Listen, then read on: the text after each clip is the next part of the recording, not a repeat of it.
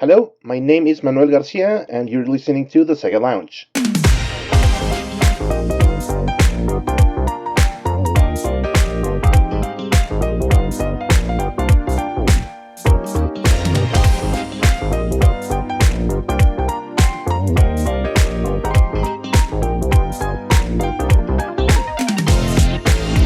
Welcome to the SEGA Lounge, a podcast dedicated to our love for all things Sega, be it the games, the music, or the community. I'm KC. In each episode, I'll be talking to different guests and sharing their projects and their passion for Sega. Greetings, friends! Welcome to this week's episode of the SEGA Lounge. I hope you've all been doing well and enjoying some games. Persona 5 Strikers is out in the West, and so is the PS5 version of Yakuza Like a Dragon. While I can't vouch for the former, I can definitely recommend the latter, so do try it out if you can, regardless of which system you choose to play it on. Maybe I should check out P5S at some point as well? Maybe. Anyway, I wanted to take the time today to plug a couple of other podcasts I've been a part of recently. First up, and keeping things Yakuza themed, I was invited to be on the Saturn Junkyard's Titancast for a roundtable episode discussing Like a Dragon. I had a great time talking about our boy Ichiban, and I want to thank Brian from the Junkyard for inviting me and putting together such a special team of people. I'll add a link to the episode in the show notes on our website, or you can just search for the Saturn Junkyard's Titancast wherever you get your podcasts from. Another bit of podcast news is I've recently started a new show in Portuguese with fellow RadioSEGA show host Rafsig. It's called Segazish, and it's our first time doing something like this in our native language. I know this will only be of interest to those of you out there who are Portuguese speakers, but I see you there raising your hands. I know you're out there. So if you feel like it, check out our recently released first episode. The link will be in the show notes as well. And now that the shameless plugs have been handled, it's time to address this week's show.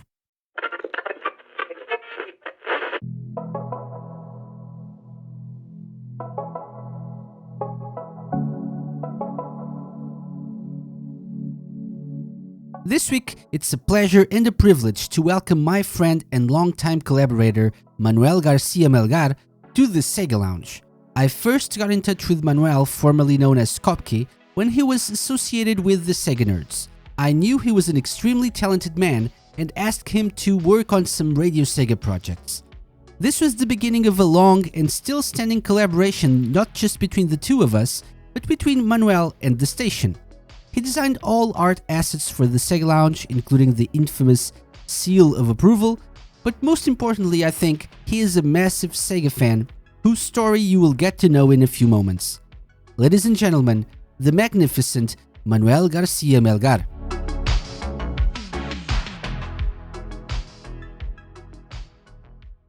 Hello Manuel, welcome to the SEGA Lounge. How are you, my Hello, friend? KC. Yeah, really doing fine, despite the circumstances and the whole world is winning. So we're both fine and like still breathing and having like a lot of fun regarding that. So yeah, it's pretty. We're doing okay. Yes.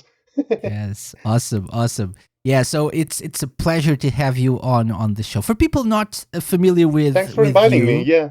oh, my pleasure. For people not familiar with you, we have been collaborating with each other for a really long time now, on Yes. both Radio Sega and other stuff. Like, for example, the art for the Sega Lounge, both the current one and the previous one we had on Radio Sega.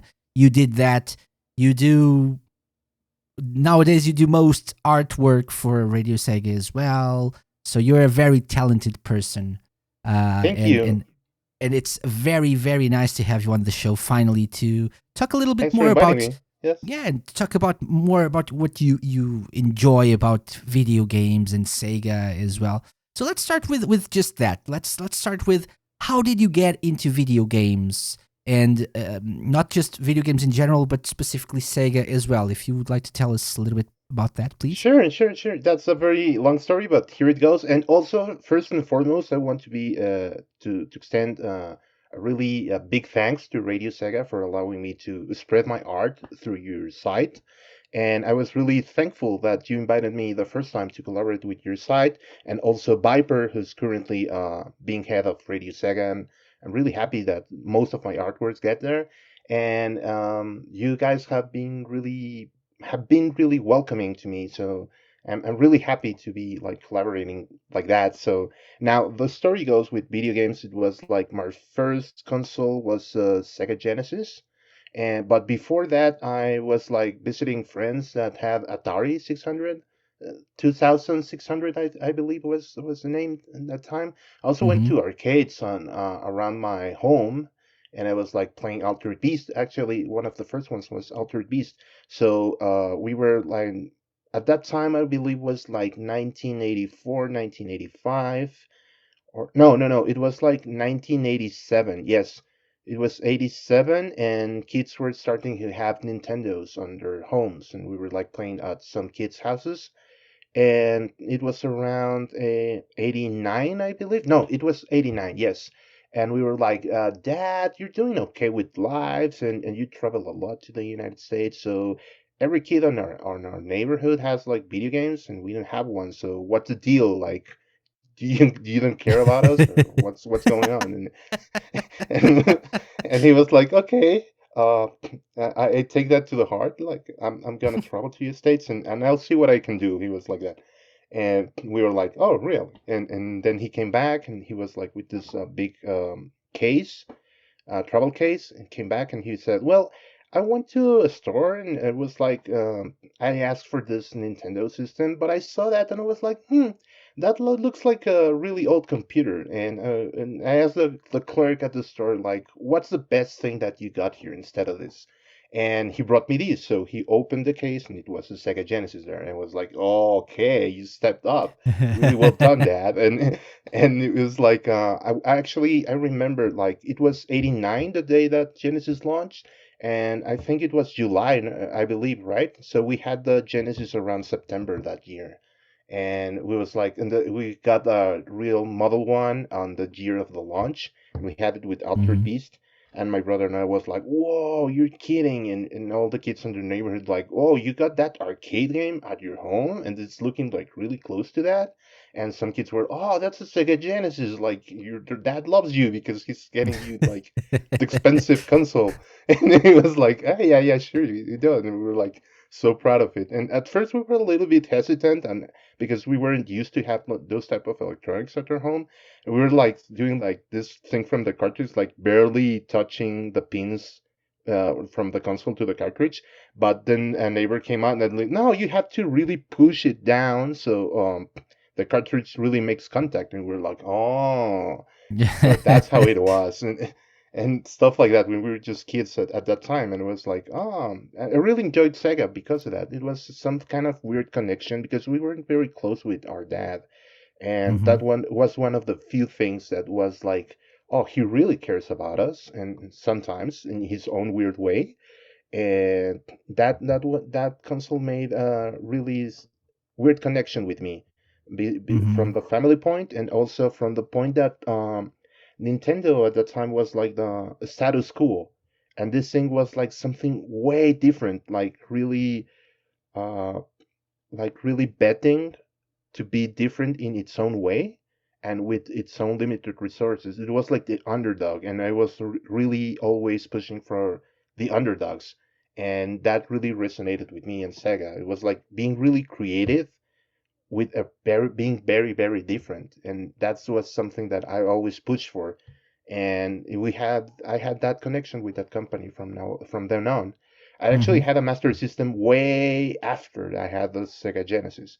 And thing that helped a lot was that my dad used to travel a lot, so he always came from the States, like having those cartridges. And it was really hard to get Sega Genesis cartridges in Mexico at that time because when Master System launched here, it didn't really do well. So most retailers weren't like distributing most of the games. But the time the Sega Genesis came, like they always had some games, but they never had the cool ones. Like for example, getting Teenage Mutant Ninja Turtles: The Hyper and Haste, you had to go to the States to get that. Getting the Sonic games was also really hard, and but getting games like Space Harrier, or like Sword of Vermilion, which is the one I hate the most because it was always in every store. And like everywhere you go, it was always Sword of Vermilion. They never had the cool titles, but they always had Sword of Vermilion. And it was like, why the guys that make the purchases for the store never get the cool games? Like there's always Sword of Vermilion. And I'm sorry, Yu Suzuki, I Yu know that Suzuki, you yeah. love, yeah, you love your game, but in Mexico it was like, man, do you really have to get Sword of Iridium instead of Castle of Illusion or Moonwalker or some better game than this? And we were like always frustrated. It was frustrating that time, but we always had to rely on black market or like fly markets to get our cartridges, or like actually traveling to the States to get real good games. That was hard, but it was doable at that time. When the Sega Saturn hit, man, that was another story. Like it was really hard to get games. It was really hard to get the console, and it was expensive. Uh, Sega Saturn was around at that time what PlayStation 4 would cost, and it was way too much for Sega Saturn. It was I really Hmm. felt bad, and we actually had like an economic crisis at that time, so it wasn't affordable by any means. Like it was always frustrating for me that I never had Sega Saturn, or like being able to support Sega at that time, and it was always frustrating until most recent years, like really close to what we are now. At the time when I was in Sega Nerds, and Chris actually gifted me one and was like, "Man, thank you," because even Yeah, I at remember this that. time, even at this time, it is still really hard to get a Sega Saturn in Mexico, and getting games like it's way expensive. And now with the current times, how's the market right now with the used market of games and retro gaming? Like getting Saturn is almost impossible here. Like you have to import them from the United States, and even in the United States is like way too expensive. Those games, like I don't know, Panzer Dragoon Saga is like about thousand Oh yeah, dollars, man. Who's yeah. paying that? Like really, That there's it's way too interesting. much. It's interesting that things shifted in a way that like games are now uh, considered like a commodity, right? So it's like people are maybe like the stock market in a bit in a way, right? So Yes, people are yes. investing. There are people who are very focused on collecting games and collecting merchandise and stuff, and there's a market for collectors as well. But I just recently heard that there's a website that's selling um, letting you buy like stock options on games. So there's, let's say, Wow. there's Panzer Dragoon Saga. They own like a mint condition copy of Panzer Dragoon Saga for the Saturn, and so they let you buy shares that represent like a percentage of the ownership of that game. And, Wow.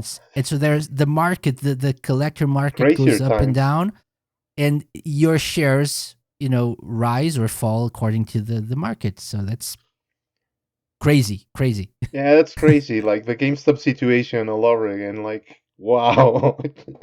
These are the times, man. If you really had your complete Saturn collection out there, from anyone listening, please take care of that collection. I Yeah. mean, the disc won't be usable in a couple of years, but still, it's worth a lot of money if you sell about these times. Like you're Yeah. really you're getting a lot of return in investment right there.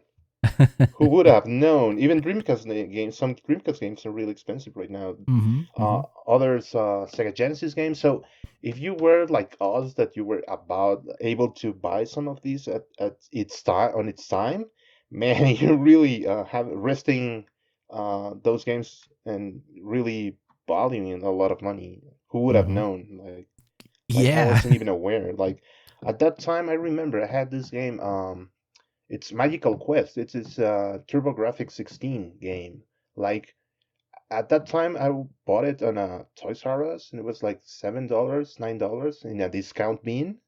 I never expected how much that game would rise. Like I wasn't even aware until recent years. It was like, holy crap! Like why? Uh, it's No, crazy. yeah, Like and really. it's not even according to the quality of the game itself. Sometimes No, even the worst. actually, Actually, that game is very special. Like it's a really cool looking game for the TurboGrafx 16 and for its time because it actually used pre-rendered graphics that looked like 3D way before than Gunstar Heroes, and it is impressive. It is a shoot 'em up. It is It's like a it's side-scrolling shoot 'em a up. cotton game, right? Yeah, it's way But before Cotton. No, it's before actually that, after. No, it's after it's after. Cotton. Yes, Cotton is way before. Yes, it's Cotton is like 91, I believe, But it's the and same series, or no, our different series. It's actually a whole different developer. The developer is Quest, mm, but it really looks really impressive for its time. Like it is way before. Actually, we got it in America, well, in the West, like a year before Gunstar Heroes. But the game is actually before Gunstar Heroes in Japan. So mhm. it actually used that technology before before Treasure. So it is really impressive for what it does. So it is a cool looking game, and it's really one of the weirdest ones from the TurboGrafx 16 library. Sorry, Mhm. we're talking about Sega. Sorry, Yeah, Sega no, fans. it's okay. It's okay. No, but I was saying this is a good example of a game that is worth a lot and is good. But sometimes games that are the ones that are most valuable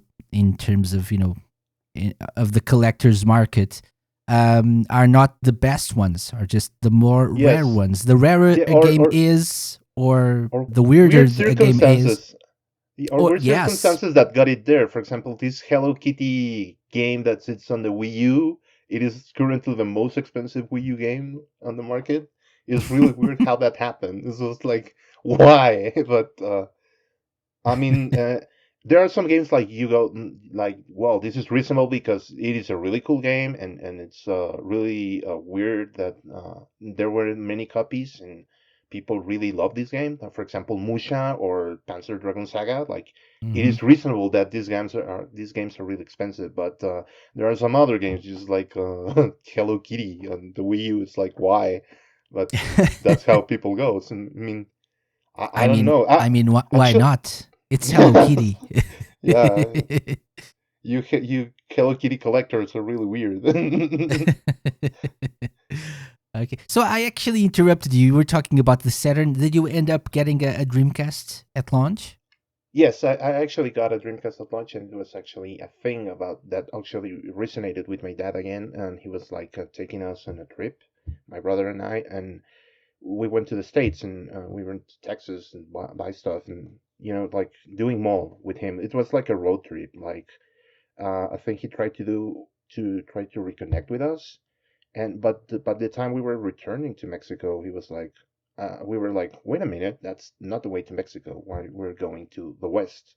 He was like, oh, you'll see. And by the time we realized it, we were like California, and he was like, okay, go and get your Dreamcast. It's 9.99. Go get it. And it was like, are you kidding me? And he was like, yes, I know this is important to you. So I was like there buying my Dreamcast on launch day, and I had to make a really rough decision because I had some extra money and I had to decide whether to get House of the Dead or a BMU. So I decided to get House of the Dead 2. I actually got it with Sonic Adventure and Power Stone, and there was another game. I don't remember, but I had to make the decision between getting a BMU or a House of the Dead 2. So I Or decided another House of the game? Dead. Yeah, another game. So I got another game, and by the time I got to Mexico, I was like, oh no, Oh, you didn't know. Sonic Adventures requires me to save, so I cannot turn off the console to save my progress. And I was like having the console turned on for a whole week until I got my BMU. Um, and I was like, I actually realized that I was able to connect the BMU while the Dreamcast plugged in, and I don't know if the Dreamcast can do that or actually did it by pure luck, but I was able to save what I have with my Dreamcast turned on for a whole week. My progress into that BMU. So thank you, Sega, for allowing that. I don't know if it's a bug or something, but it allowed me to save my progress. And Awesome.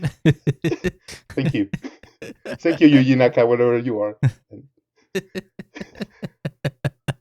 Awesome, awesome. Yeah, I think that was a problem with many people. I've heard stories of people who didn't know, I don't know, or didn't know, or didn't weren't thinking straight, and they decided to get an extra game instead of a VMU, and then the the disappointment. Oh no, I can't save.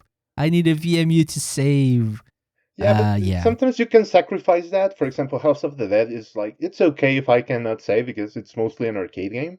yeah, Or Power Stone, like you can play it with two players, and it's okay if we cannot save.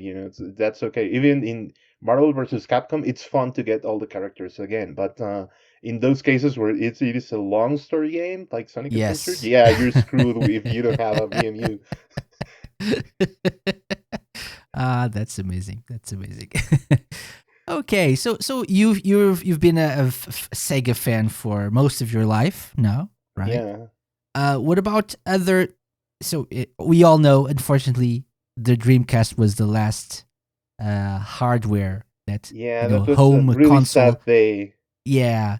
By the way, how did you receive that news? How did you react to that at the time? It was really hard because the day I heard that on the news, my dad was like, I'm sorry for you." And I went to a local store where there's always these video game magazines. And the first thing I see when I opened that magazine, it was a Game Pro. No, it was an Electronic Gaming Monthly. That's the name of that Mm-hmm. magazine. And the first thing I saw when I opened that was a Nintendo GameCube Sonic Adventure 2 advertisement. And a part of me died that day when I saw that advertisement. It was like, no, no, no. This is all kinds of wrong. It feels so wrong. A part of me died that day. The minute I saw that advertisement, it was like, no, this. Even saw that Game Boy Advance connecting link. It was like the Chow Mm-hmm. can't be like that. Don't do that to the Chow. I was like, yeah. A part of me died that day. They need to be But on a VMU, yeah, yeah. not on a It's GBA. Game Boy Advance, it was like all kinds of wrong. Like, don't do that to the Chow. Respect your Chow, man. Don't do that. Oh my god. So were you highly invested in the console wars? Was that like Yes, a thing where you lived? yes, and actually, on my elementary school, by the time it was like Sonic 2, everybody was into console wars. Like all the kids were like, "No, Mario looks lame." Like Sonic 2, like the Sega Genesis Sonic 2, it was like way over the top hype on my elementary school. Like all the kids were like raging about it. It was like Mario was not in any kinds of cool. Super Mario World was like, yeah, it looks nice, but we want to see Sonic 2. Like all the kids were like into it. And I was lucky that my dad imported that game like about two, I think it was like in the same week the game was launched in November. Mm-hmm. And I was like, I already have that game, and everybody in the school was, no, you're lying. You cannot have that game. It was just recently launched. You don't have that game. No, no, no, no, no. So the next day, I like opened my backpack, and it was like, Sonic 2 is here, you morons. And they were like, oh no, he has it. And it's like, and I will remember that time that became like the stock market because there were some kids like making offers like, I am lending you 10 games, but lend me your Sonic 2 because nobody had it at that time. And it was like, no, no, no, I'm giving you 30 of my games and you can lend me Sonic 2. And it was like, everybody, who's offering more? And I was like really in a control of an economic state on my classroom. So yeah, thank you, Sonic 2. Thanks again, Sega. I have an interesting story. So you made me remember my own history with games. So my parents got divorced at a very early stage of my life, and so at one point I started spending weekends. I lived with my mom during the week, and then every other weekend I spent with my dad at his house. And so my video game experience was had on weekends with my dad. So he got me, a Mega Drive over here, and the Sonic games, and it all started there. And I remember when Sonic 3 got out, I think my dad got it to me on the week when it released, and I went back home. Right, I Yes. went to school, and I told everyone that I had Sonic 3, and no one believed me. But the thing is, Yeah. I didn't have the game at my mom's house to show people. So, yeah, not many people believed me when I said I had Sonic 3, Isn't and that I crazy had no way how to that? prove it. Yeah, that's really bad. And isn't it crazy how the tide has changed? Because on those days we were like having a game on launch day was really something cool. Oh Nowadays yeah, it's like, oh no, I'm gonna wait till the game drops in price, or is it in Game Pass or something like that? It was like, yeah, or like launch day, it has lost a lot of meaning. Sometimes the games don't deliver as they promise. Cyberpunk, and There were game, no day one patches, yeah, and no stuff like that. DLC. Or people are like the companies are, let's be lazy and deliver a game in a vanilla state and then do like updates on the rest of the year, and you go like, no, I'm gonna wait a year after the release day so that the Hmm. game is properly functioning and really worth my investment in it. Yeah. It's like crazy how the tides have come. Yeah, yeah. No, but actually, you kind of reminded me of my own, especially Sonic memories. Yeah, Yeah, those are I really also remember fun. Sonic and Knuckles as well. The Oh, day you I know got what? Sonic and Knuckles. Yeah, the lock-in technology, that was really awesome. It Yeah, was like hacking your own game. It was like, what's my Knuckles doing on my Sonic 2? It's like, that's crazy how it worked. It really rocked. but So, it sucked that the box was like cardboard, and yeah. the day I got it, it was already full of creases and wrinkles and stuff. So that sucked. I preferred the And other also, what was your boxes. first impression when you saw that like kind of mutant cartridge, like this cartridge with a bump that had a lead where you connected that? It was like I not had your no ordinary thing. idea.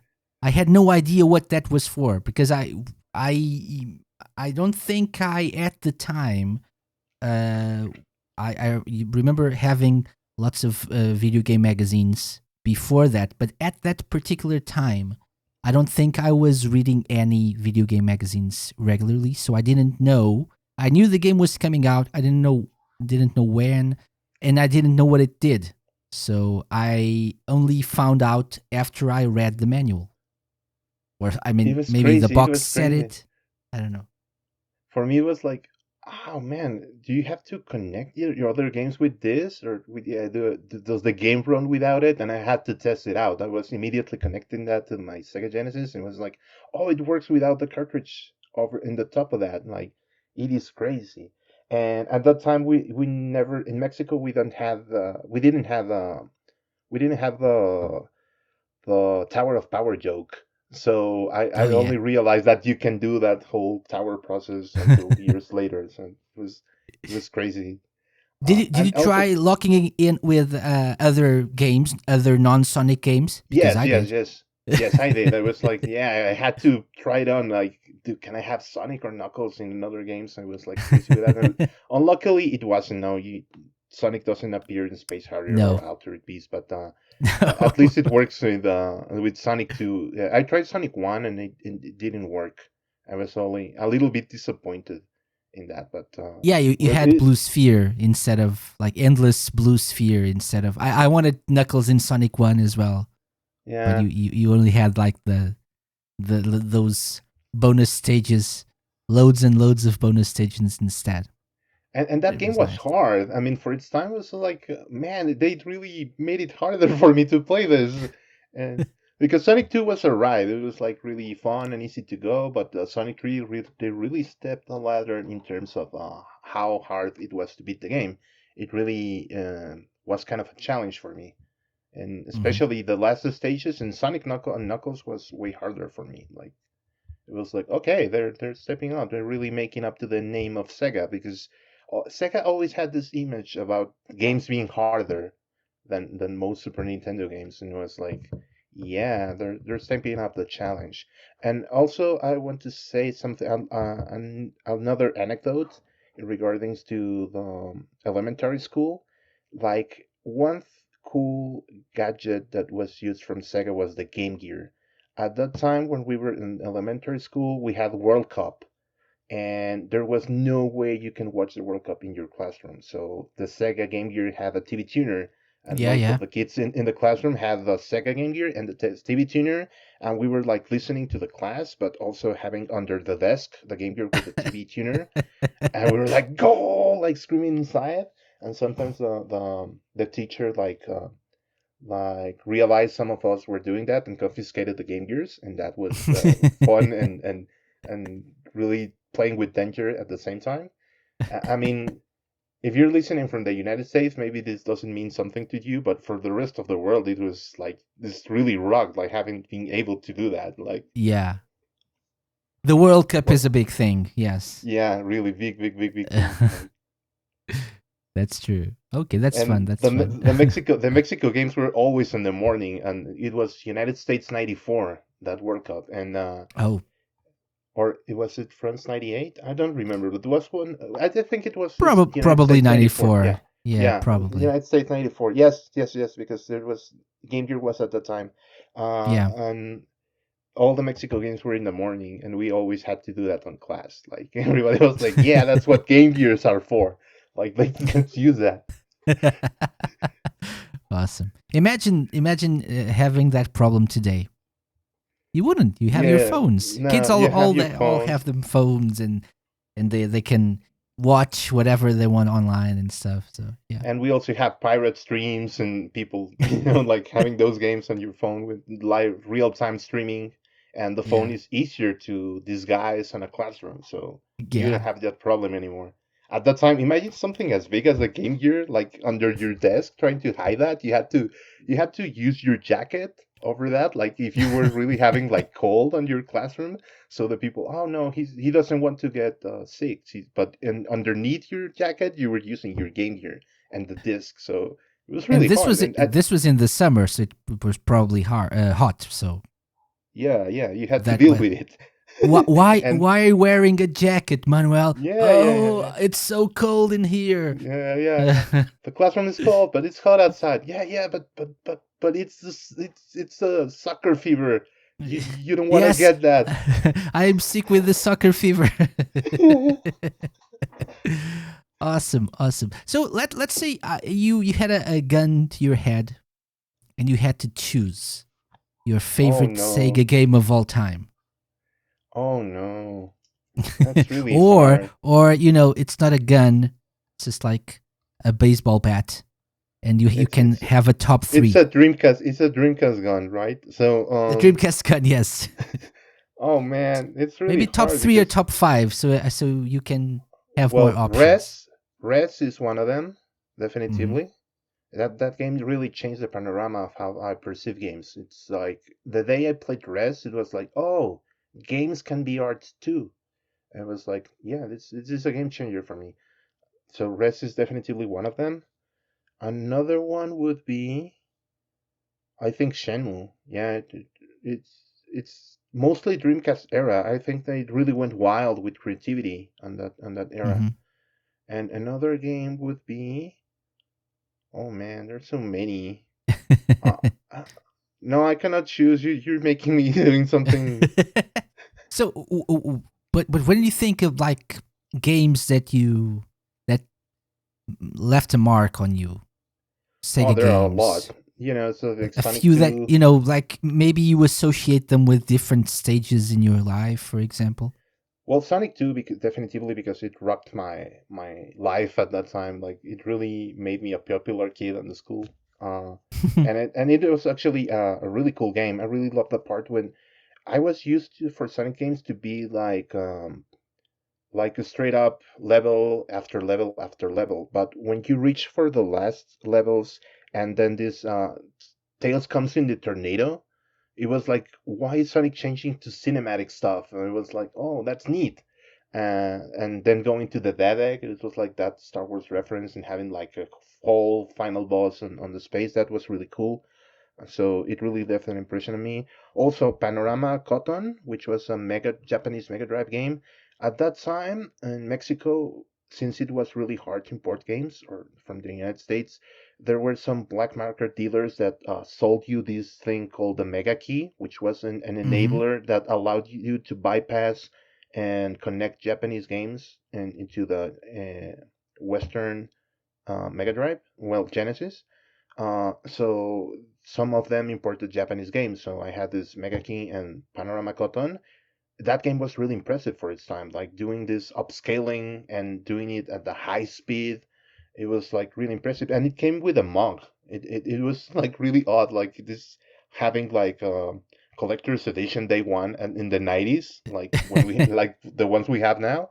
It was like really really weird. Like it felt out of place. Like why does it come in a bigger box with a mug and the cartridge like this? And also Japanese packages were a lot different. Like the whole art on the cover, like we didn't have this grid. It was really something unique for me. It was like weird at the time. Altered Beast also because it was like Hmm. having the arcade experience on your home, and that was really cool too. The Saturn was like Sega CD. Yeah, definitely there are some games like Kale Flying Squadron. I really like the art of that game. Lunar was like something really unique and like a really long RPG. For the Sega Saturn, I didn't have the console at that time, but I made a friend specifically because she had a Sega Saturn. So I went to her home to play Sega Saturn games, and I was always came with the magazines. I was like, yeah, this game is coming out. You should look for it. And this game is called Panzer Dragoon. You should get it. Okay, it looks cool. I'll try to get it. Oh, look, I got it. Yes, let's play it. Let's play Virtua Fighter. Yes, and stuff like that. Sorry So to Magic. interrupt, but do you know there's a group of fans that are pushing for a sequel for Lunar 3? There's a Oh man, campaign online. that's Yeah. really nice. Please do that. Those are Yeah. really nice games. Having playing that on Sega CD, and by the time the people at PlayStation was like, "Oh, Lunar is a great game." Yeah, we played that game long ago. So Yeah. you're not pushing novelties here. So Magic Knight Raider on the Sega Saturn, I was really a big fan of the anime. Panzer Dragoon, of course. House of the Dead. Um, Even if people don't love the Sega Saturn version, I have a soft spot for it. Virtua Fighter 2, Dreamcast Res, definitively. Shenmue, Sonic Adventure, House of Death 2. Also, which is this game? Techromancer, which is a really odd fighting game Hmm. on the Dreamcast by Capcom. Power Stone and Marvel vs. Capcom 2. I think that is the game me and my friends spend the most time on the Dreamcast. Like I remember, like even after the Dreamcast was long gone, and there were like the PlayStation 3 and 360 times, there were a lot of people just coming to my house to play Marvel vs. Capcom 2. That was also a really neat thing. Like and still playing it on the Dreamcast. Like just turn on your Dreamcast, Manuel. The people came into my house and like, please turn on your Dreamcast and let me play Marvel vs. Capcom 2. That was a thing still on the 2000s. I really love that. There was also this game. I always had a soft spot for Skies of Arcadia, but I'm not really into turn-based RPGs, so I never really went so much into it. But I really love the art for that game. There was also this game. I'm trying to remember so many. Man, you really put me on a weird spot. Puyo Pop Fever and on the Dreamcast. That was the last game. Hmm. Even though we never got it in the West, as a Japanese release, it was really cool game. There's also this game. How is it called? It is a game made only by women. That it has Yoko Kanno, the composer from Cowboy Bebop and Macross. How is Napple Tale? It's called Oh, Napple Tale. Napple Tail. Yeah. Yeah. The game's really nice. I really remember that. It was a really girly game, but it was like, this is really original, and this is kind of games that you can only get on a Dreamcast. There was also, man, there are so many. Like, I Anything cannot decide. from outside the Sega console time, so like more recent that you really enjoyed? Yeah, Sonic Mania, the Shenmue remasters, uh, Shining Resonance. It was nice for me, like having Shining again. The Shining series. Hmm. Also, what was also playing Puyo Tetris 2. It was a game that I played recently. Yakuza series, of course. There's a lot of fun in those games. At first, I was a little bit hesitant on the Yakuza series because it seemed like really odd to me, like having like criminal syndicates. Uh, Yeah. Being able to play that is not a Me really too. like Me too. interesting topic, and also the games were a little bit how do you say that word in English? In Spanish, in Mexican Spanish, we have a certain word that's called naco. Like it's like having like this really Wacky? no, the word it means something like riffraff. Like sometimes in United States use that word like Hmm. riffraff, like low bum. Like when you have this people who become rich that don't have Yeah. style. That Yeah. feels like that. The characters feel like that. So uh, it's nothing like criticizing that. It just feels like that. Hmm. Like feels odd. Like you're listening like um I think it's one of those tropical music. series, one of those games that when you first start them, uh, Yes, yes. you No, don't this is really think, you don't really expect them to get as deep as they get, and the yes, gameplay to be yes, so diverse and so definitively. rich, right? Yes, yes. It feels like the characters are out of place. Like they don't feel like attractive characters. Like for example, they don't have the appeal. Sorry, that's the word, appeal. Yeah. The appeal that have these games like Skies of Arcadia that have like rich anime designs and stuff like that. But Yakuza feels like real out of place, like in first sight. But once you play it, like the games are really fun. Like beating guys on the streets of Kamurocho, the missions, like having to deal with a chicken or stuff like that. It's like it really is a crazy ride. That's unique for the Yakuza series. It's like at first sight it doesn't appeal to you, but once you play them, please try them. And those are really really fun and already six main games, one prequel, and many spin-offs. Like really, Mhm. the games are really high demanded. I don't know how Yakuza 7 is doing, but it didn't appeal that much to me because of the turn-based thing. Granted, it is a very different turn-based system, like Oh, but kind of have you played Dragon it? Quest. I have the game, but I haven't started playing it Oh, do it, do it, do it. because of Game Pass. I started playing what Jedi Fallen Order. Man, I'm in Oh, love with okay. this game. It is Yeah. one of the first EA games in a long time that I've been enjoying, beside FIFA. It I is actually really got weird. that with my Xbox last It is year. a nice So game, yeah, isn't very it? nice game. Is yeah, very nice Star Wars game. So if you haven't played Jedi Fallen Orders, please do that. Do not play Battlefront because those games ain't fun. But Jedi Fallen Order, man, I'm really loving that game. I'm almost close to finishing it, and it is a really nice ride. Yeah, There's but been when you finish that, yes, give Yakuza Like a Dragon, seven.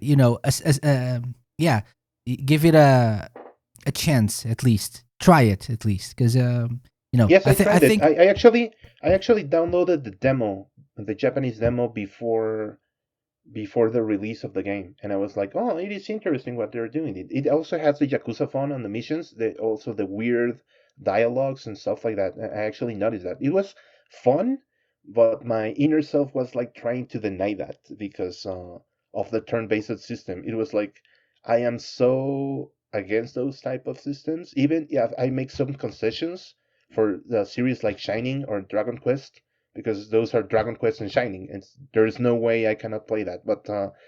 Um, but in Yakuza was like, man, I really love my Yakuza to beat the people in the street with just like beat 'em up style type of gameplay, and it was like so I don't know, my brain was so like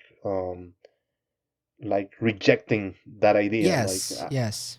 I get it. I get it because I am exactly the same. I am not a fan of turn based RPGs. So I get what you're saying. But But what I will give to the Sega team and Toshihiro Nagoshi and his crew is that it is a very different turn-based system. it Like is. it is not the traditional like okay, I will hit like you know what it feels for me like doing. I know a lot of people love those RPGs. Please, if you love them, do so. Like I'm nothing against that, but for me it feels like watching the itchy and scratchy from the Simpsons. Like you hit me, I hit you. Now it's your turn to hit me, and then I'll hit you back. It feels like that. For me, it feels like that. So So I've Yeah, never been yeah. into turn-based because of that. It feels like, okay, I'm gonna hit you. Yeah. Now you hit me. Okay. Now it's your turn to hit me again. Okay. So it really becomes tedious for me. So Yeah, it is same, same. But it's in this case, this particular in case, this not case, it is not that case. In it's not Yakuza 7, like that. Yeah. it's definitely not like that. It is a very enjoying turn-based system because you can use the different characters and you can move them around, and they make like certain specials, and all those attacks are really wacky attacks, really Oh, crazy stuff, really, really, and really. it's really And all really the fun. enemies. The Yes, more yes, you yes. progress through the game, the more weird and silly and just sometimes outright stupid characters you'll find. So it's worth it for that as well. It like Yes, at some point, not spoiling anything, but at some point you find a person, some sort of a scientist that asks you to collect Sujimon, and okay. so it's like making fun of all the Pokemon games and even the achievements and the missions and names It's and also stuff. is it is It's also really inspired by silly. Dragon Quest, right? Oh, it's That's for the they. developers. Yeah, the Ichiban is always talking about how he enjoyed Dragon Quest, and the They also main have the whole game is like he grew up playing Dragon Quest, and so they he also had thinks of life as another a game. They also had another Dragon Quest reference. I believe it was Yakuza Zero, when you have a mission where you have to give the Dragon Quest cartridge to a kid that was outside a Don Quixote, which is this chain of Oh, stores, and you have could to be. beat some other Yakuzas to get the game back. Oh That is also yeah, based yeah, yeah. on a real thing that happened in Japan because Dragon Quest was so popular that the real Yakuza started stealing from kids those cartridges, and the police had to report that because it was really a hard game to get. It was Dragon Quest 3 when that happened. So they're making a reference to that story from that news story on the Yakuza game and also making it a mission. So the love for Dragon Quest series is there in the Yakuza series. And I Hmm. believe they also said before that they were heavily inspired into do their own version of Dragon Quest when they were doing some Yakuza games. So there is that. The circle is now complete for those Dragon Complete. Quest reference. Yes. And it actually feels like a modern Dragon Quest with a better system, and actually like more the Yakuza 7 system, turn-based system, than the Dragon Quest 11 system. And Dragon Quest 11 was a really enjoyable game for me. So if you have like 194 hours to spare, please also play Dragon Quest 11. It is a really nice entry in the series if you never have been playing a Dragon Quest ever. So And it's a it's in Game Pass as well. yes, So that is the good thing. I Sadly, have it. so I have it as a play later game there. yes, because that game will require a lot of hours. That I will tell you, and you will finish the game, and then you will have to unlock the real ending on another run. So it is like I have some friends that have like, what are you talking about? You had just merely 194 hours. I made 500 hours. Deal with that, and it was Oh like, God. okay, oh man, like yeah, Awesome, awesome. and Okay. I can't even think of the Persona guys. Like you guys really make Oh. a lot of hours on those games. Like 500 is nothing to those people. Okay, so Manuel, I think it's time we take a quick break. Yes. We're coming back with I wouldn't say a surprise. You already know how this works. We have a game to play afterwards. All right. I hope you're excited for that. But we're gonna take a quick break and we'll be right back.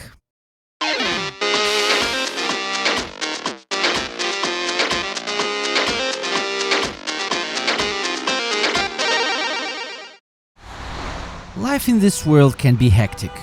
You're always going from place to place, always in a rush. Sometimes it would be nice to just stop and listen to what nature has to tell you. Come on down to Bird, a bird sanctuary just outside European Highway number 1. At Bird, we're all about the sounds of nature. Birds are some of the most exotic and rare that you will find. If you like birds as much as we do, you'll love Birds. And it's so peaceful too. When life gets too crazy, come on down to Bird and enjoy the relaxing sounds of nature. Bird, just outside European Highway number 1. And for God's sake, please come by car. We hate motorcycles here. Bird is not responsible for the constant racket caused by bikers who think it's a good idea to race outside a bird sanctuary. If you feel the need for speed, come on down and you'll feel the need for a doctor when we stick a foot up Bird, formerly known as Birdland, because we can't do names.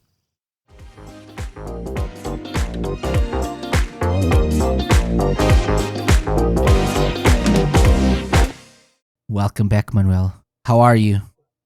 Fine, and I'm still me here. Like, Manuel, you are a massive Sega fan.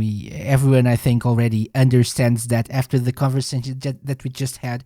So it's time to really, test you in a way that you can prove to everyone that you are a really, really, really massive, big Sega fan. And the only way to do that is to play the SEGA Lounge Challenge. Now that you know our guests, it's time to put them to the test. It's the moment we've waited for, and the moment they dread. Welcome to your doom. I mean, welcome to the SEGA Lounge Challenge.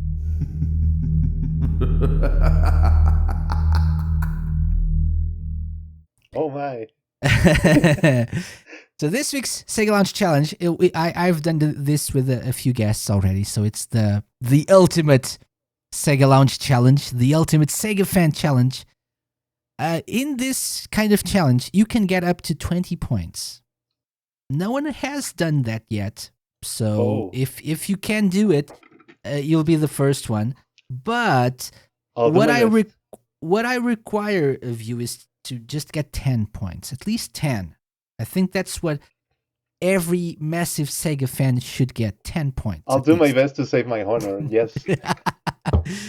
Okay, and so this is a group of 10 different things between questions and music challenges. Okay, and merchandising. Not merchandising. Unfortunately, it's hard to do that with an audio podcast. But, yes, so it's music and questions. But we have hard questions and easy questions. For each correct answer on an easy question, you get 1 point. For each right answer on a hard question, you get 2 points. So 1 point for easy, 2 points for hard. So for number 1, would you like a hard question or an easy question? Let's go with the hard questions. That's what the Sega hard girls would choose. Exactly. Okay, so let me look at my list of hard questions here. Get ready. You mentioned Shenmue. Yes. I'm a big fan of Shenmue. So our first hard question is, in Shenmue, Ryo has the chance of naming an orphaned kitten. Oh. He can choose from 4 names. Mimi, Tama, or Chibi are all acceptable choices. But the 4th choice is not accepted by Megumi, the little girl who found the kitten. So what is the 4th named choice? Man, I cannot remember. If you pick Mimi, Tama, or Chibi, Megumi will say yes. But if you pick the 4th one, she won't take it. Any guesses? Remember. No, anything at all. Anything at all. Anything at all. No, I cannot remember what was the name. What would you say? It's one of the early things in the game. That's the thing that is like, man, why cannot I remember that? That's why it's a hard question. Yes, because everybody goes like, yeah, I'll choose that. And they're in the park, and then you have to give milk to the cat. And stuff. I can remember all the things on the gameplay, but I cannot remember that name. Sorry. So no guesses. I failed. No anything guesses. Anything at all? No. No, I cannot remember what was the other name. Please, people in the audience, be sure to say, man, how can he remember that? And point that out I in the I comments. wouldn't get it either. I wouldn't get it either, to be honest. And I'm a big fan of the game. So the correct answer was Sasuke. Oh man, yeah. So Mimi Tamachibi and then Sasuke. So Megumi wouldn't allow that to happen. So you would have to choose and between it's the other three. only truly Japanese name, related name from those options. Yes, So it is. probably like a girl's name, more like it. I don't know. Maybe. I don't know. Okay. So that was number one. Yes, I failed that one. We I won't have a cannot get perfect 20 points. we won't get a cannot have a perfect perfect- score, but we need those 10 points. So let's see what comes after that. Number two is a song. So this is I have a few 10-second long clips. Okay. What I Yes. needed to do is to listen to them and tell me if you know the game and the song, or where in the game the songs play. 1 point for Okay. the game, 1 point for the track title or where it plays in the game. Got it? Oh, got it. Let's give it a listen. So this is the first clip.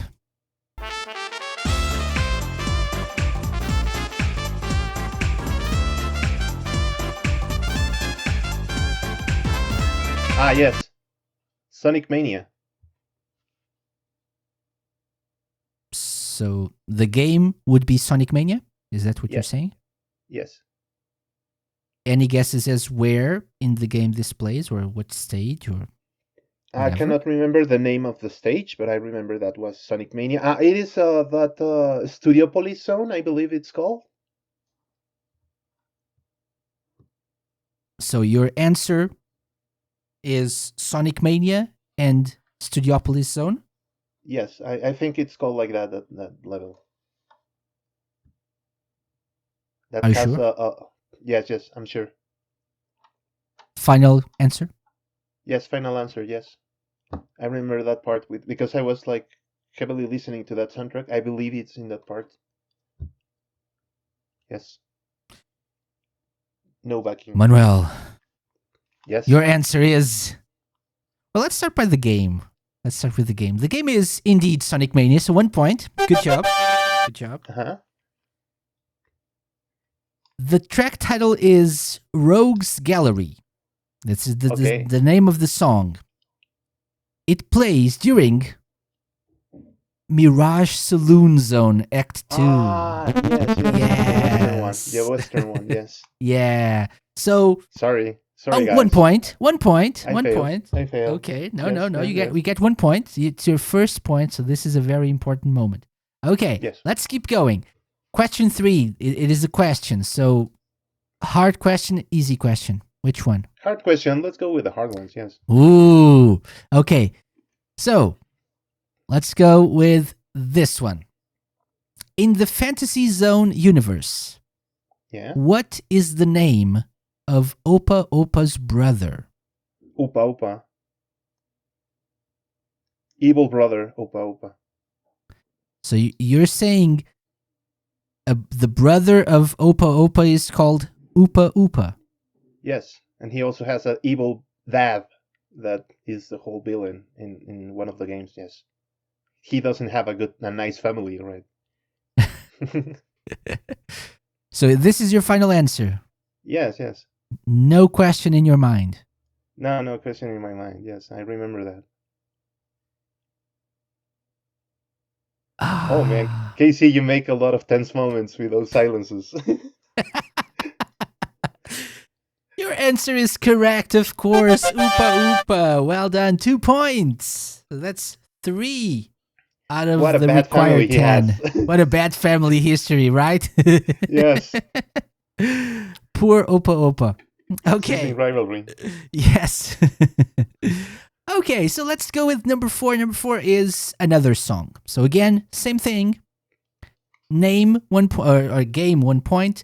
Title of the track or where it plays in the game, another point. Okay, so maximum of 2 points. Ready for All right. this? Ready. Let's take a listen. Sakura Wars. Yes. It is Gekidan, I can't pronounce the rest of the thing. Yes. Tekigoku Gekidan or something like that. It's Sakura Wars, Sakura Taisen, yes.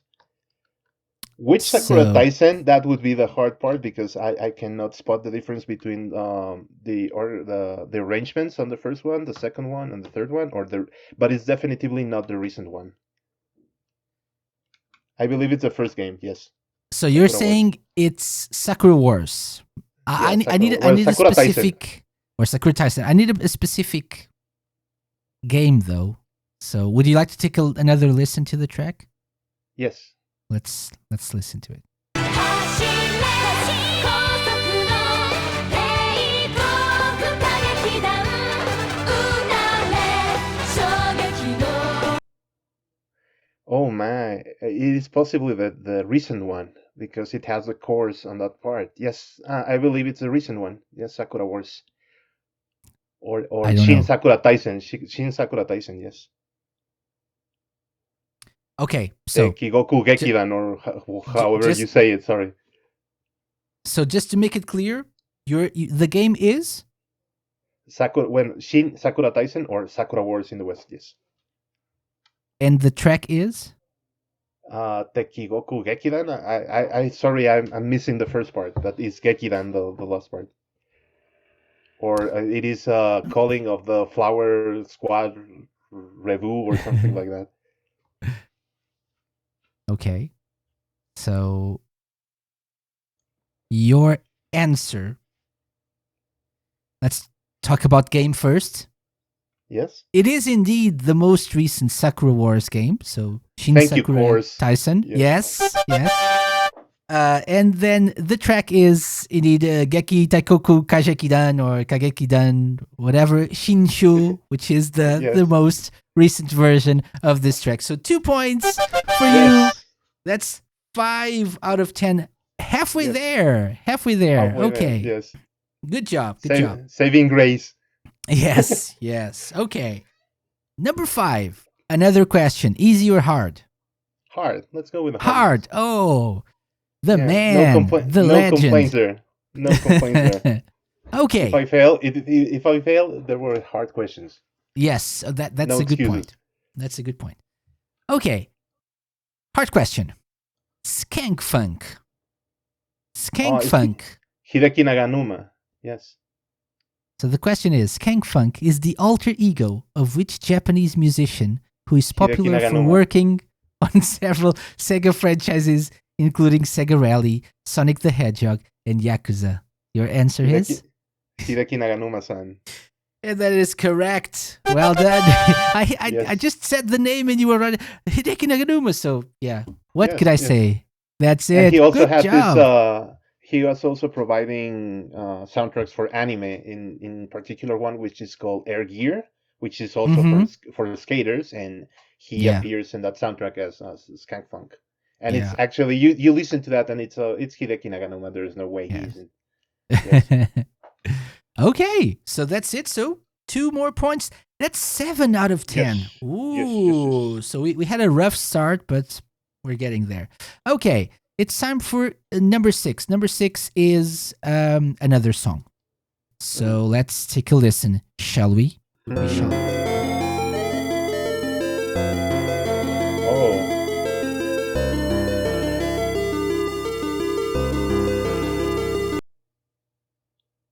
That's a Phantasy Star title. Which one I cannot remember.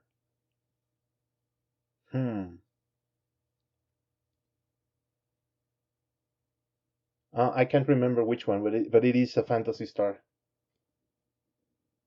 I will go with Mhm. with the third one. Would you like to listen to this again? Okay. Yeah? Yeah. Okay, let's take a listen.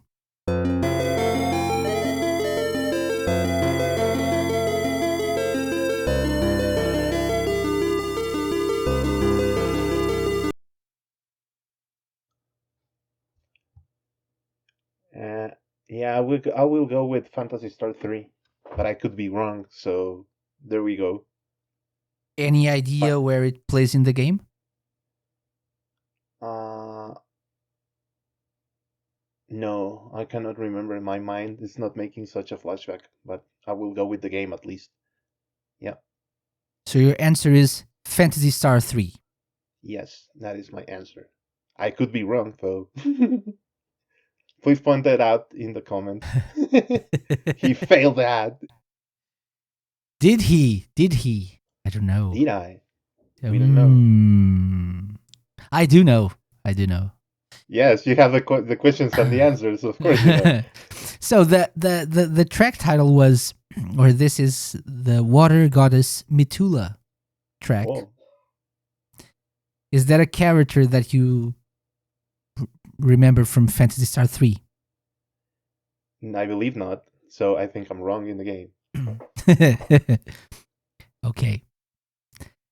The correct game would be Yes. not Phantasy Star 3, but Shining Force 2. Oh, Shining Force 2. So no points for Way you off. this time. yes, I You failed. know, it's an RPG at least, so you got that right. Yes, yes, it was RPG-esque. Yes. 7 out of 10. Still. My. So we have 4 questions left, and we have, we need 3 more points. Let's see if we can do it. Let's do Number it. 7. Number 7 is another question. So hard question, I'm assuming. Yes. Hard question. Yes, yes. Hard question. Okay. Okay.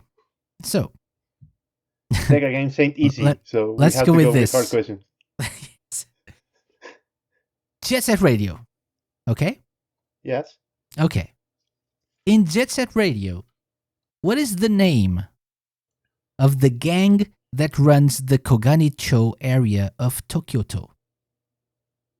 Koganicho. I believe it's Love Rockets.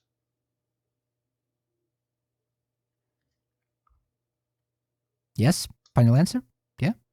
Yeah, final answer, I think. Yes. If not, it So- was the mutant guys, the guys So- with the monster jackets. But yeah, I will go with Love Rockets. So Koganicho? Yes? Yeah, Final I'll answer? go with that. Yes? Final You- answer, yes. Yes? If you're, my you're mind sure is of it? remembered correctly. What were the other gangs? Do you remember the names? No? I cannot remember the others, but anyway, I'm not using internet or anything like that, so I'm straight up going from my mind. So don't worry about it. I'm just, making things more tense for you. That's what I'm here Yes, for. I know you're torturing me that way. So there was the Poison Jam gang, right? Poison Jam. That was the name. Yes, sorry. There was I that. said it wrong. It's not Love Rocket. Sorry, But it's Poison Jam. Yeah. there was Poison Jam. There were others, right? Yeah. Could be what Lots could of be what others. you said. Could be what you said. I don't know. There were the GGs, right? As well. yeah. No, So the GGs were your gang, so probably not. It was the Poison Jam. It was the Poison Jam gang. Poison Yes. Jam. So It's Poison Jam. Yes. No. No points for you. For me. no Because points I for do you this remember the time. name correctly. Yes. Yeah. But actually, it's not. I don't think it's Love Rockets, but it's Love Shockers. Was it Love Shockers? I believe yes. I cannot remember. Yes. Neither of us remember the correct name. So I think it's Love Shockers, Poison Jam, and the Noise Tanks. Noise Tanks. noise tanks. Noise tanks. So Love Shockers were in Shibuya, the Noise Tanks in Benten, and the Poison Jam in Kogane. Those were the 3 names. In Koganicho, we had the Poison Jam. So no points for Manuel, but there are still 3 more 3 more questions. We'll see what happens. Okay, let's see. Number 8, sorry, number 8 is the last song. But All right. we are entering hard mode now. Okay, Yes. so since it's the last one, it's not just a part of a song. It's a 10-second long clip that is in reverse. Oh my. So let's take a listen and see if you can spot where this is from. Okay.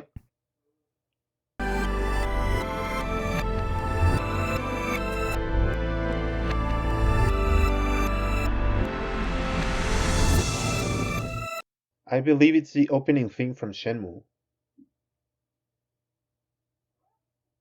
Dun dun dun dun dun dun dun dun. But backwards, yes. At least it has the orchestrated part. Are you sure? Yes. Well, I'll go with that because it's really hard to guess. I mean, it's backwards. Would you like to listen to it again? So No, you can no, I see will if you go can. with that No? because at least it has that part. Yes, I don't remember it has at least some other part from other title that I remember. Mm-hmm. So yes, I'll go with Shenmue, the opening theme. Okay. So final answer. I can lock Yes. it in, right? Yeah, yes. So this is indeed a Shenmue track. So 1 point because of that. 1 Yes. point. But it's not the main theme or the opening theme. This is Shenhua. Shenhua's song. Shenhua, yeah. Or Shenfa, depending on which version you like. So Shenhua, not the main theme. So 1 point only, which means 8 9. points Eight. so far. 8 points so far. Two left. We need 2 more. So question number 9. Let me tell you what's going to happen now. So question 9 is the last one. You can choose between an easy or a hard question. Okay? Hard one. Because Let's go with hard one. Yeah. question 10 is hard. So this one, if you want to, you can go with an easy one. No? No. No? SEGA games ain't easy. No. Okay. So let's talk about Echo the Dolphin. Oh man, Eva Anunciata. Yes. Exactly. What is the name of the alien race who are the main antagonists in the Mega Drive Echo the Dolphin games? Oh man, I cannot remember that. Sorry, I failed that. Yeah. Wait, don't I give up cannot remember the yet. name. Don't No, give up because yet. I don't remember that. Nothing at Oh all? man. Have you Nothing played at all, sorry. both of them? Both of the 2 main Echo games? Actually, the one that I played the most is the Dreamcast version. I like that one. Okay. Though the first 2 ones are really hard for me. I don't Yeah. know why, but those They are hard yeah. games. They are hard They are games. hard games, yeah. Yeah. But the Dreamcast one is a little bit different story-wise and stuff. And it actually feels pretty organic to swim with the dolphin and to use your echo voice and stuff. There was a recent game that made me felt like game. I believe it's called Apsu. If you guys Yeah. can play it, I believe it's in Game Pass still. So Mhm. so play that game. It really feels like that Dreamcast Echo the Dolphin. And it was a VR game like really similar, which was on PlayStation. It was Jupiter and Venus, I believe, but it wasn't really close to what Apsu or the Echo the Dolphin Dreamcast game is. So try those. Sorry, I really was trying to skip the hard truth of the answer. So no The- guesses? Nothing. I cannot remember. I remember that those guys were like a collective sentient organism. Like they were like able to communicate between each others. They had a They were, like- queen. Yes, but I cannot remember the name of that. Do you race. remember? Do you remember the first game on the Genesis or Mega Drive? Do you Yes, I remember what happens in the beginning? No, I cannot remember much of that game. So, I remember that was Echo- like, oh Echo- man, There's a dolphin there. You can talk to other dolphins, and they will talk back to you. And one of them says, "How high can you jump?" or something like that. And yes, so, as a kid, that was really frustrating because I had no clue what to do in that game, in that part of the game, at the beginning of the game, because you can't go anywhere. You can just talk to the dolphins, and you can swim and jump and stuff. And then, for some reason, I tried to jump really, really high, and that's what triggers the rest of the game, because there's like a tornado that sucks all of Echo's friends into space. Yes. And seeing as it's a tornado, the alien race is called the Vortex. That is the correct Yes. answer. That is correct. Yeah, that is Sorry, the correct guys. answer. I made 8 points. Okay, so we have one last question. This is a hard question, Yes. so there's no choice. Maybe you should have gone for you should have I gone would for chose- some easy ones. Nah, I will always choose the hard ones. Yes. That's Okay. So let's go with a hard question again. You're a Dreamcast fan, so let's go Yeah. with this. What is the name of the Japanese exclusive Dreamcast game developed by Wavemaster and published by Sega, in which you play as a god trying to influence the life of a schoolboy? Romania 203. I believe. Yes. So Romania. Romania. Yes. Oh no, that was by the guys from United Game Artists, but I believe it was published by Wavemaster, if I recall. Oh man. I don't know anything right now. I don't Well, nothing. if I'm the simulator in which you had to control a guy like closed in his room was Romania. So I will go with Romania. Yeah, and your hits. Oh no, to influence a god, a normal school. What was the question again? Sorry. So, you in which you play as a god trying to influence the life of a schoolboy. Yes, Romania. Yes. And it actually feels like the COVID scenario because you're locked in your room and lockdown. Yes, Romania. So, final answer. No doubts about it in your mind. Romania. Yes, yes, but it was developed by the guys from Space Channel 5 because they was always talking about that. But okay, I believe it was Wavemaster, the publisher, well, the studio, right? So Maybe. yes, I will go with Romania. Yes, you're a schoolboy in your room doing stuff, the chores that you order him. Okay. So, for 10 points or not, for success or failure, Yes. this is what's separating from either success or failure. Manuel Yeah, Garcia. I know. Your answer is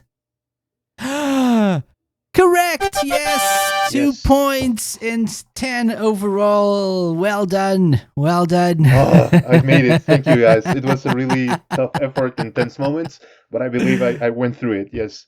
Good job. And 10 points with nothing but hard questions. So that was amazing. That Yes, was amazing. yes. That Thank was you. Thank you. a valiant effort. You got there in the end. Well done, Manuel. Thank you very much for being such a good sport. And you get Yes. something. I will not give it to you because you already have it because you were the one who designed it. You get our SEGA Lounge seal of approval Yes. that you Yes. designed. So I can gift it to myself. exactly. You are the proud recipient of a SEGA Lounge seal of approval. Well done. And Okay. how I'm doing in the leaderboards, I believe I made 18 points, right? You got 10 points. 10 points. Yeah, not 10 points, yeah. 10 points. So in Average. the leaderboards, I should actually keep score, but no one usually passes like the 12-point mark, so it's usually 10. Yeah, it's tough. like, yes. A couple of people didn't get there. I try to help, but no. So yeah, but 10 is actually a pretty good score, to be honest, because this is a really hard challenge. I would probably get like 2 points perhaps if I were to take part. So you guys are heroes, especially you. those were Okay. hard questions, yes. Really hard questions. Some Okay, of them so- were inexcusable. For example, the cat one, I was like, how do you not know that? How do you remember that though? How would you remember that? I Yeah. didn't. And I'm sorry, Clayman, I failed the echo answer. Shout out to Clayman. Okay. So, Manuel, it's been very nice to have you here. Let's talk a little bit about your current project. So, you're a very talented artist, a very Thank you. talented designer. we've worked together lots of times. Would you like to tell people what you've been working on and how people can actually get in touch and maybe if they're interested in a commission or something? Yeah, sure. You can always contact me on my Behance. There's behance.net/Manuel Garcia Melgar, just as it goes. Uh, if you want me to spell it, because I'm actually pronounce it in Spanish, and it might We'll be we'll hard have for. we'll get the link in the description for people to check it out. So yeah. Yes, you can also check my stuff on Redbubble. Like I have some products there. If you want to purchase a sticker or something like that, you can always get that. You can search for Kopke, Kopke on Redbubble. There's my stuff there. And I'm starting an art station, which you can find me as Manuel Garcia Melgar, just my name as that, and there I am. I'm sorry I deleted my social media, but these are the times. I really felt like I needed a break from that, so that's what I did. But normally I was on Twitter, and you were always able to like a tweet me there. But I decided to take a break from that, so that's what I did. But don't worry, eventually I think I will get there again. But for the time being, those are the three ways you guys can contact me, or you can always ask Casey for my email, or the guys at Radio Sega who are always nice, like Viper or like Tweenie. You can always ask for my email to those guys. Those That guys also works. Yeah. that also works. we'll Yes. we'll point you in the right direction. Yes. Thank you. Yes. Awesome. So yeah. So anything interesting that you've been working on, like not exactly like secret projects, but anything interesting that you would like to tell us? What kind of work you've been doing recently? Well, besides design work, I'm working on certain websites and stuff, but we're also selling. I don't know if Viper will allow me to say this, but we're working on certain stuff for the station, for Radio Sega. I hope you guys love I what's think coming I up. think certain stuff is good. Certain stuff is good right now. Yes. Yes, yes. So we're Yes. working on think stuff so you guys people can enjoy will this year. enjoy. Yes, Yes. Yes. yes. Yes. That's what we can say for now. Yes, but it's up to Viper to tell all those surprises. Yes, that's what I would say for Yes. now. Yes, yes, yes. Excellent. Excellent. What kind of things can people actually ask you to do? What kind of Any kind of drawing or illustration I can do. If you guys need merchandising to be designed, those illustrations there, I can do that. Um, Artwork for your YouTube channels and stuff like that, or icons or animated stuff, I can do that. So you guys can tell me, and I will do that. Yes, hire me for that. Yes. Yes. Hire the man, pay the man as well. Yeah. And it's Internet actually times. it's amazing work. So I think everyone Thank you, will gladly pay for it. It's amazing work. and You are a especially very vector talented art. person. Yes. If you Yeah. guys need vector art, I'm really good at it. Okay. Excellent. So Yes. you can check out all the links in the description. All the links in the description. Um, just a couple more questions before we wrap this up, Manuel. Sure. One thing, how do you see the future of Sega going forward? So we just started, recently started a new year. There were some interesting things happening for Sega last year. What do you think will happen in the future? What can we expect from Sega? What are you expecting from Sega in the future? Well, there are some things. The one things I hope that happen for Sega, and some things that are really happening for Sega. So, the things I hope for is that they really commit to their anniversary, to their 60th anniversary, and deliver a lot of surprises. One thing that is pretty obvious is that they're planning stuff for the Sonic anniversary. They actually announced by the time we're recording this a new Netflix series, but I'm a little bit hesitant because it has like Man of Actions, and those guys ruined Mega Man. So they're good guys, like they made Ben 10 and stuff like that, but when they give licenses to them, they're not very good, and they really made an awful Mega Man series. But I hope like Sega really steps in and says, no, you cannot do this weird Sonic Boom-esque thing. Please do not do that again. So try to be like trying to, at least for the premise, it looks like they are doing something related to the whole Sonic generation stuff, like classic Sonic, regular Sonic, modern Sonic, current time Sonic. So I think it's pointed on the right direction, but I don't know how it will work out. So I really hope they do. I really, what it seems, it's like they will be pushing for merchandising again, which is good, like having all that stuff. The periodicity, I don't know because these are weird times and people are not spending that much into those things, but we will know how they will try to figure that out.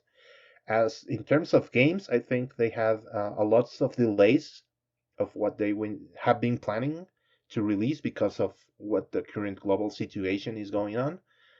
So I don't know which type of releases we'll have.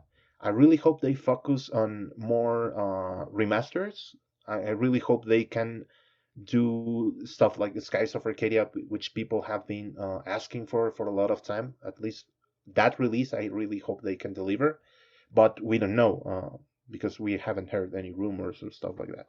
Uh, I don't know what type of games they can be delivering because most of their developments, including Sonic, have been halted because of the current situation. And as we know, Japan isn't very used to do, internet stuff. And there are most of the developers are people that like to be on the same place, and are not very used to do internet stuff and delivering via conference their own work. But Sega is one of the oddballs, such as Bandai Namco and I believe Sony. They can do stuff like remotely. So I believe Sega is trying to make an effort on trying to deliver in those things, but it's still slowing them down because some people have to be in the studio recording voices, and some other people have to be on a server or like doing maintenance and some other stuff. I don't know. As far as the European branches, I believe they can deliver their regular games. I think there are still on schedule and some stuff, but I don't know as far as the games can go. I cannot expect that much given the current times. I think it's going to be a hard time. So I think they will try to shift to make some stuff from licensing and series and other properties to try to move them. And even though the Sonic movie is halt a little bit because of the current times and situation, so I think we will know more about that on April once the vaccines are starting to spread on the world, and it's also the closing of the fiscal year because so far in this quarter we don't have that much because we have the Persona Strikers, but it was a game that already had been released in Japan, and we Hmm. only have the localization. We have the Yakuza 7 on PlayStation 4, which I believe is this month, February, the launch. And but besides that, we don't have anything on the horizon because they haven't said anything like, "Oh, this game is coming from Tokyo Game Show," or stuff like that from the last year. So we don't have anything on the horizon. So it's kind of a big question right now. I don't know. And they haven't been doing really well on the arcades in Japan because they had to sell their infrastructure to another company to operate it because of the current times. Nobody's going outside, so it's a really tough question to answer. I think they are like evaluating how much resources they can pull and what can they deliver to evaluate that. And I think we have better answers on April because right now in the panorama isn't that clear. So Yeah, I really hope Sega can deliver some stuff, but it seems hard. we'll see. We'll see. We'll see. Yeah, I see. Stay Yeah, tuned. Stay tuned. I see. stay tuned. Okay. So the final question is always the same question I ask all of my guests. There is this concept of blast processing, right? Yeah, That the Genesis had, supposedly. and Sega S- those. Yeah. So it Sega does. And if you could add blast processing to anything in the world, Manuel, what would Yes. it be and why? Internet, please. In these current times, we need blast processing on the internet. Yes, modems with blast processing, please. More connection, power to the people. Yes, definitely that. Sega So channel, please make it happen, Sega. Sega is exactly that's what I was going to say. We need the Sega channel so we Yes, can and have actually, powerful internet. that would be a really neat idea if we had some sort of service like the Sega channel, like Game Pass or like the EA Play, like having to dump all those Sega games there and you can just play them. So I Hmm. believe Sega should do that. They have a lot of IP which they are not using, and They should deliver a service like that. It cannot be as expensive as, well, it isn't that Game Pass is expensive. It's really cheap. I believe it's a lot of value for that cheap price. But I believe Sega can deliver something like that, or at least incorporate a service like that into others like PlayStation Now or Game Pass. Like, here's a lot of Sega games you can play if you subscribe to those services. I think they can And they can capitalize, get a cut of that as well. Yes, I Yeah. believe they can do that. Do you have a lot of games that are in your catalog that you are not selling anymore that you can still make people play?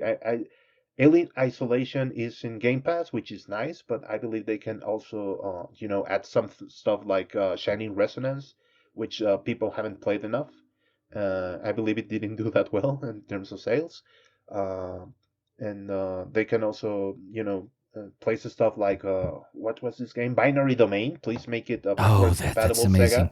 That's an That amazing game game. is a really underrated game and made by It Toshihiro is. Nagoshi. Yes, and it's actually like kind of a weird Gears of War, but made on by Sega and the guys from Yakuza. So yes, it should be in backwards compatibility or Bayonetta or stuff like that.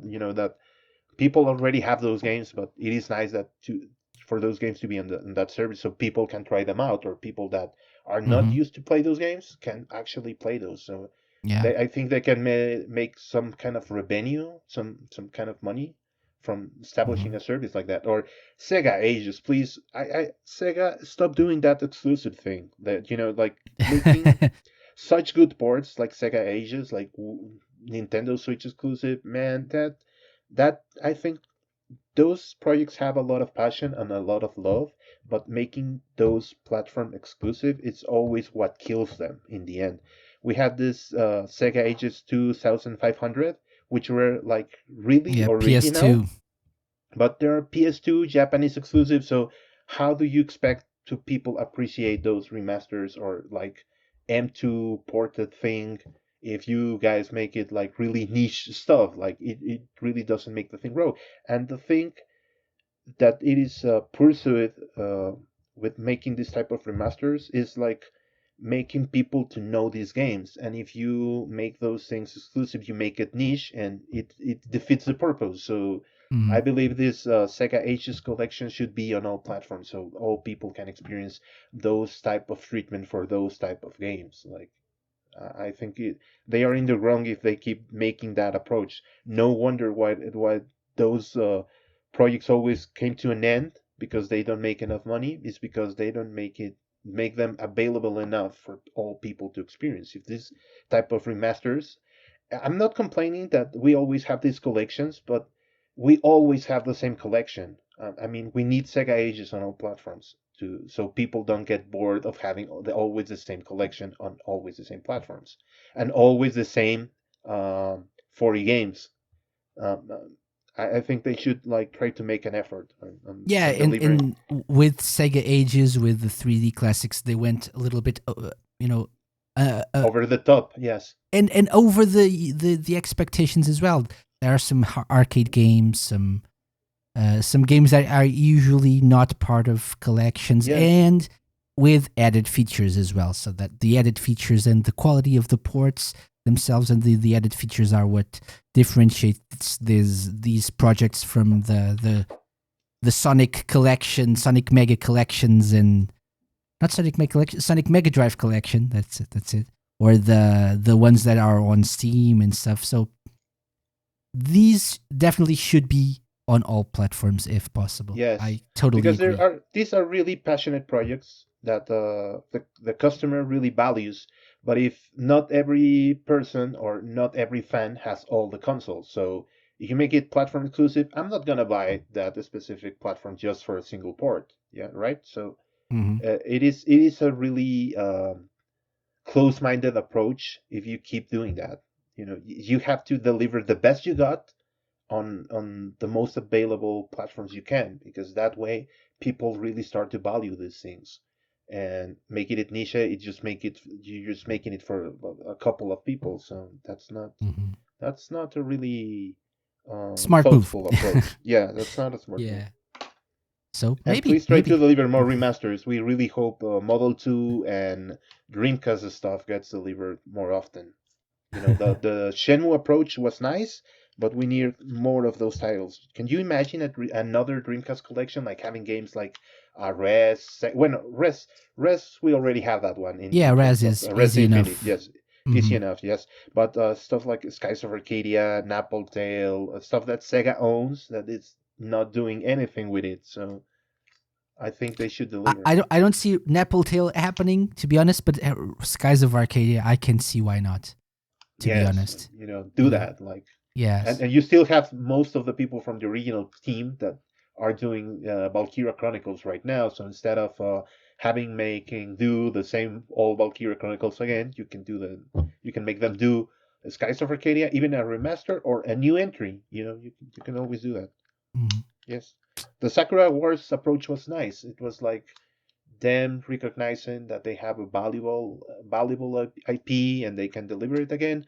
Granted, I don't know how it did in the West because it might be a little bit obscure for some people, or maybe by doing it PS4 exclusive, not everyone can access to it. But still, it was nice that they delivered something that was important for the Sega fan base to the West. So I think they can do that with Skies of Arcadia too.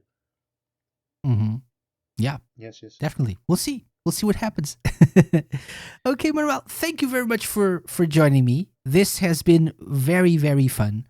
It's a pleasure to have you on the show, and thank you very much for all that you've been doing for the Sega Lounge, for Radio Sega, for all of our projects. It's very nice to have you on the team, and Always a pleasure. everyone. Excellent. Everyone should check out the links in the show notes and description, and go pay this man for work. Thank you. His art is amazing. Thank you very much. Thank you. My pleasure. Yes.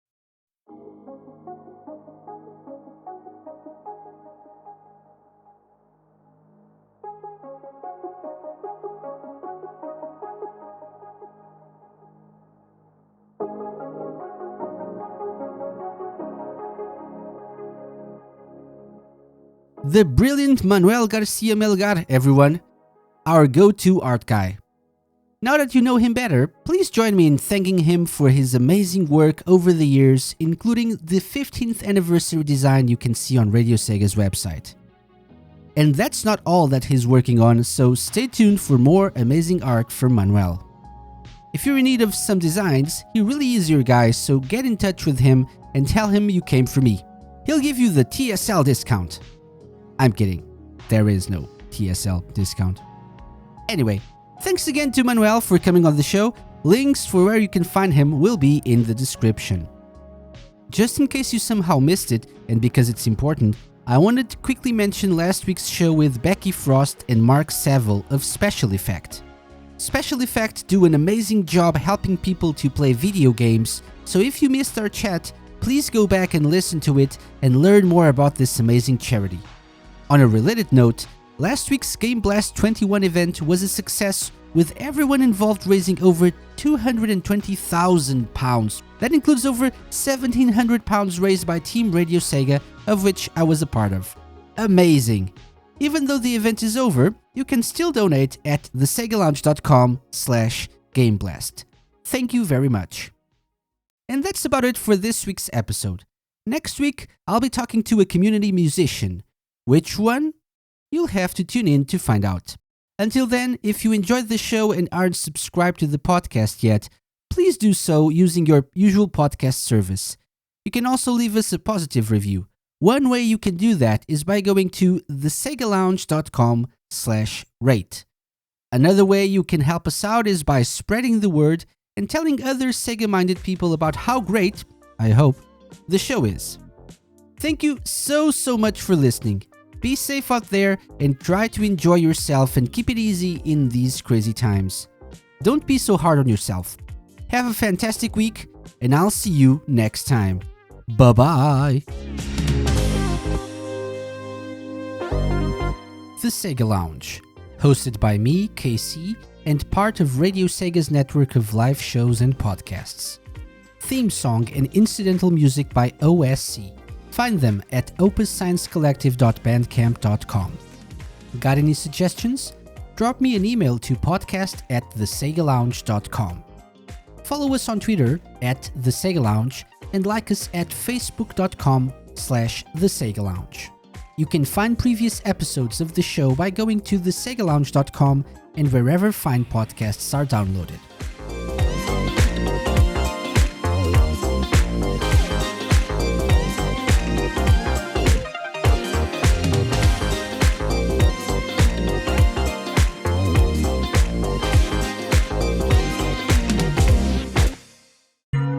A Mixed On Productions podcast.